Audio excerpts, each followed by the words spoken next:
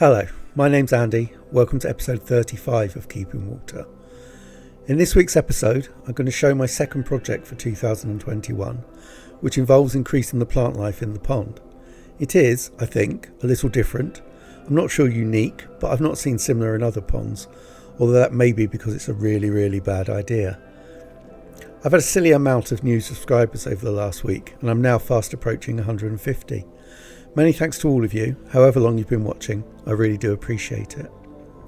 In next week's episode, I will return to the moving bed, as I have a few tweaks to try and I'll share them with you. If you don't want to miss out on that, I want to see how my iffy second project progresses, and you'd also like to see what the third project is, please consider subscribing if you're not already. Remember, if you click on the subscribe button, your plants will grow tall and strong and will thank you by eating nitrate. Right, let's get started.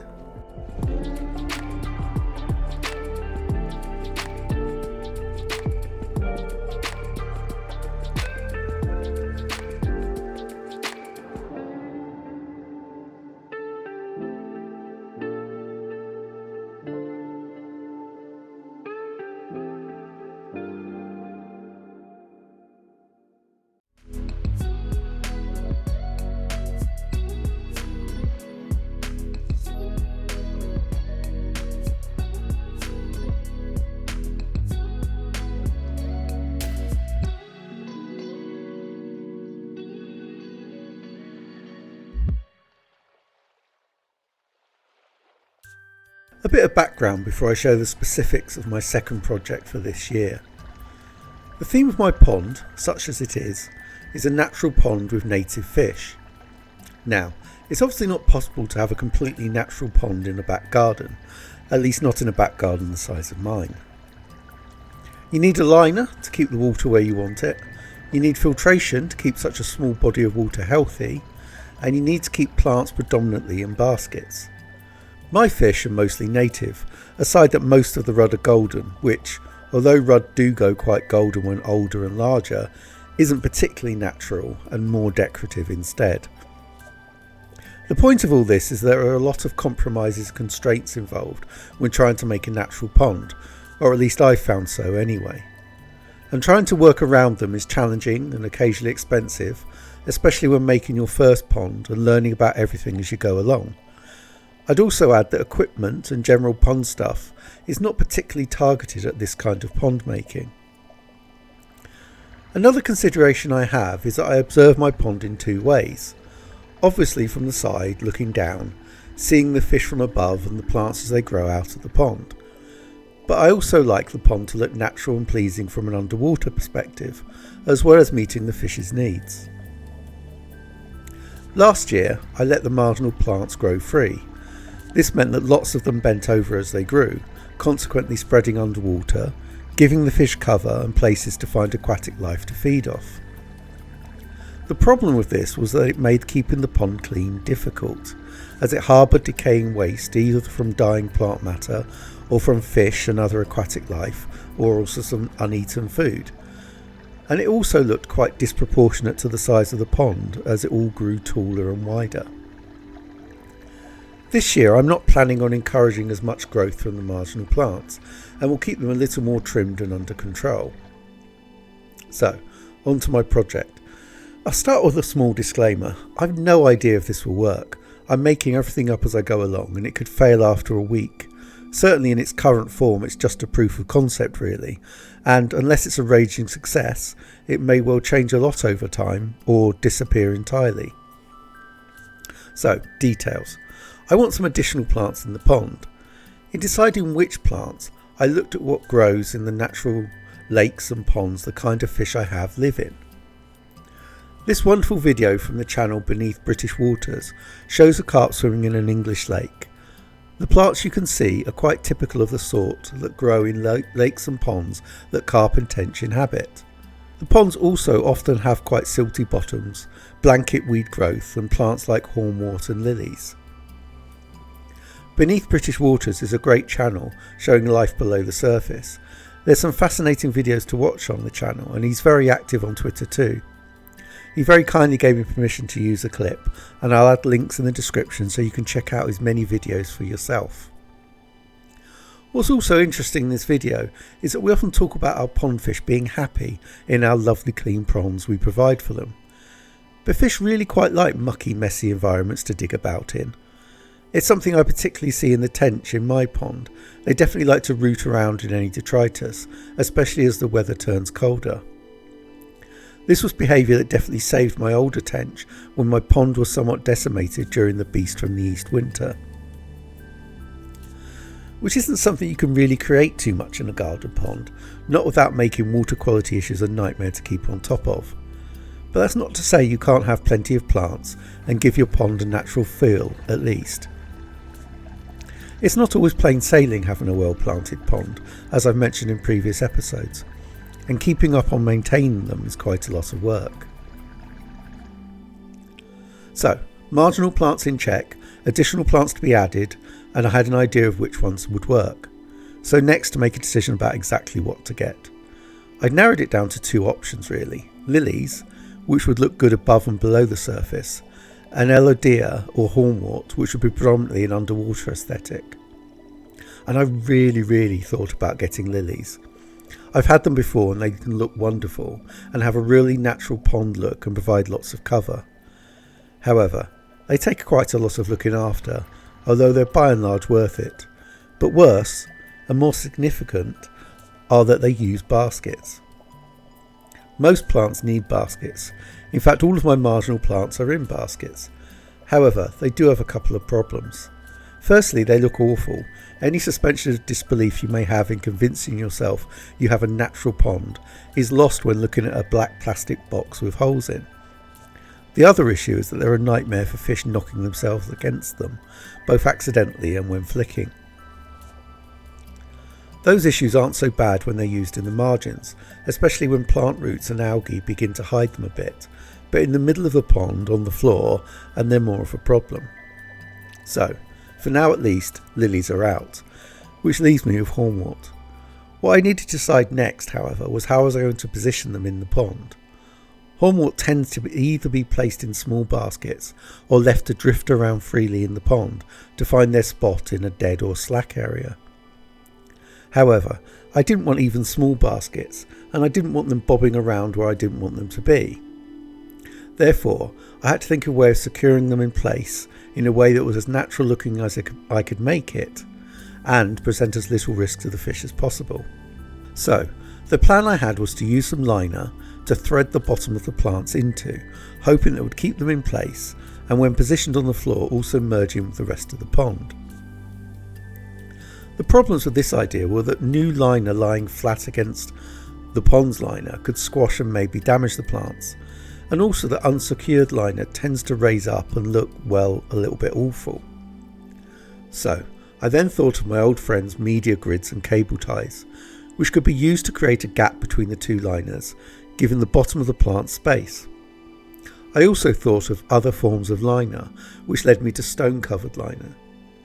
So, as my first test, I bought some liner and media grids, as you maybe have seen in last week's episode, bought some plants, and then this week put it all together and tried it out.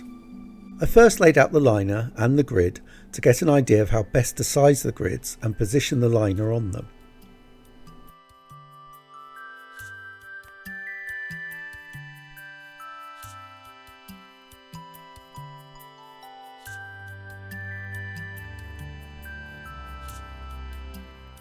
Once I had an idea of the best way of doing it, I cut the grids to size.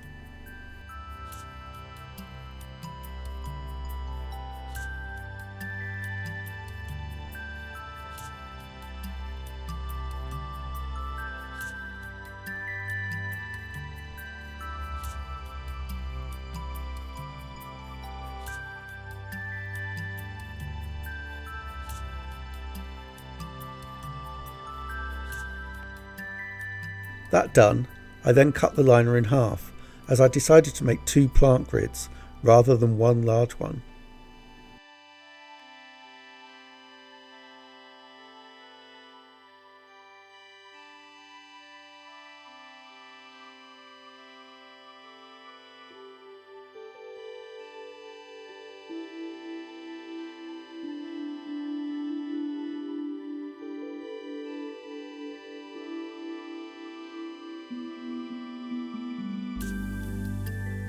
I next added some spare grid to raise what would be the rear of the plant grid, which would raise the liner, giving space for the plants.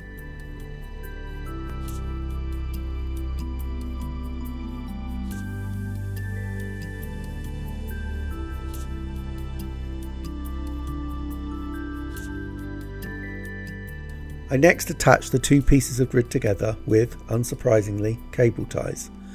What you might see me do here is a small mistake. I attached the cable ties with a tab on the outside, and although it is unlikely that it could hurt any of the fish, I don't think it was worth the risk, so I replaced them with ties with the tab on the inside of the grids.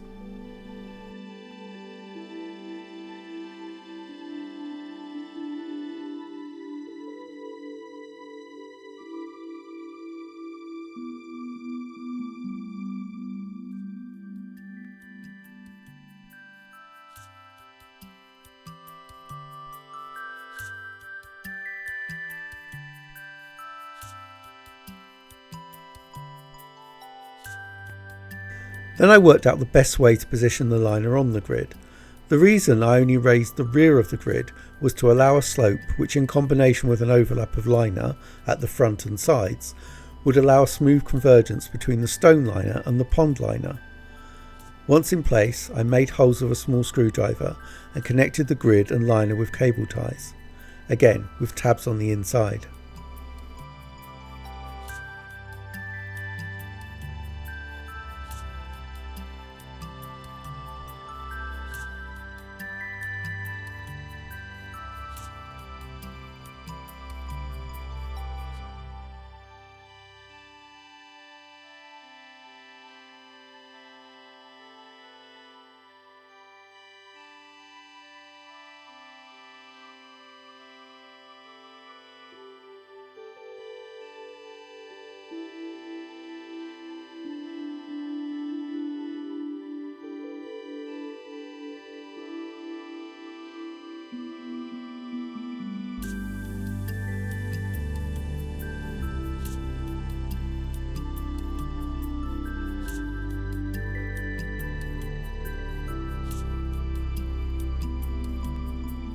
With that done, I could put that one to one side and make a second plant grid in exactly the same way, but this time with no errors.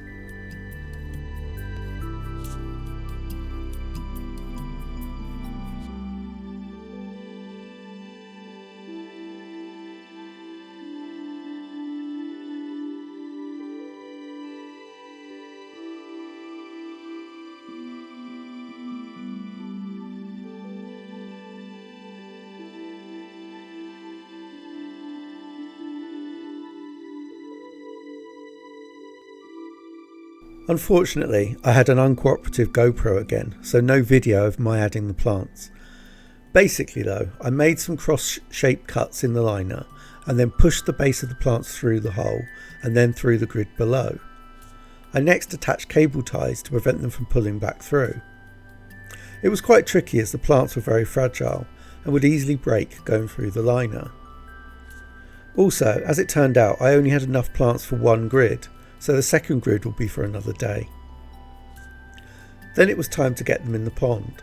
To make it easier, I dropped the pond level so that the shallow end where I was placing the plants would be slightly less than the length of my pond gloves, so hopefully no wet sleeves.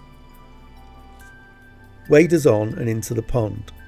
Then picking up the plant grid carefully, which was the point I wondered if it would definitely sink.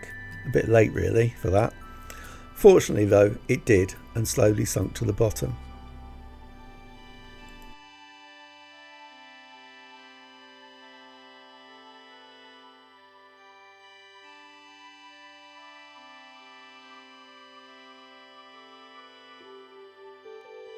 So, it's been in the pond for a few days now, and I've had a little time to appraise how well my test has gone.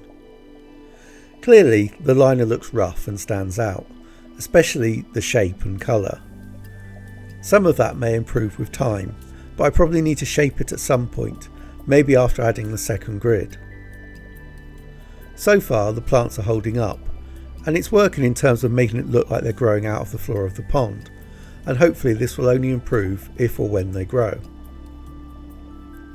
As I said, the shape and colour of the liner really makes it stand out. Hopefully as algae coats it, this might improve over time. I'm a little worried that detritus will collect under the stone liner. However, I think I can use my pond vac to draw any waste from it, which is a reason why the liner doesn't overlap at the rear of the grid. The fish haven't shown much interest, although they're still waking up a little from winter. I've tempted them near to it by feeding a little around it. My worry going forward though is that as the carp get more active, they'll accidentally damage them, dragging them from the grid, or more deliberately just eat away at them. My plan is to do little with them for a few weeks, use some benign neglect, giving time for the plants to establish, grow, and for the liner to darken with algae. I can also see how they hold up to the fish, and from then on decide if I want to buy some more plants to add to the second grid. I can also decide how much I need to, and indeed how I'm going to, shape the liner to better merge it into the environment. If this all proves unsuccessful, I do have a backup project in reserve to use the liner for, so it won't be wasted, and I can always find a use for media grids. I'd love to hear your thoughts about this project, whether you've done anything similar, what you might do differently, and generally any suggestions you have. On to Project 3.